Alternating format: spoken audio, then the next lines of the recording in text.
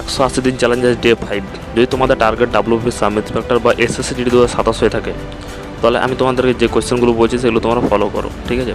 First হচ্ছে তোমাদের যদি জিকে, ম্যাথ আর রিজনিং আর ইংলিশে যদি তোমাদের সমস্যা আছে যে কোন বই পারচেস করবো বিগিনারদের জন্য, তো বিগিনারদের জন্য বেস্ট বলছি আমি।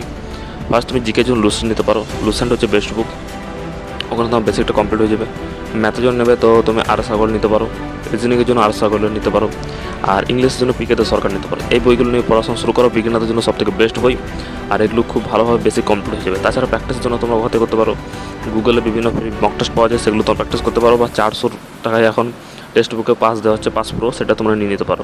একবার পাস প্রো নিলে 1 বছর ভ্যালিড থাকবে এবং তোমরা মক টেস্ট লাগাতার দিতে পারবে। ওখানে একটা প্র্যাকটিস সেকশন আছে, প্র্যাকটিস সেকশন খুলে পরে প্র্যাকটিস করতে থাকবে।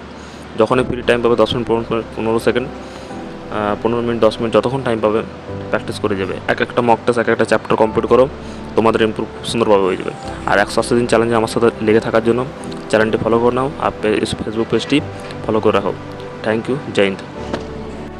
100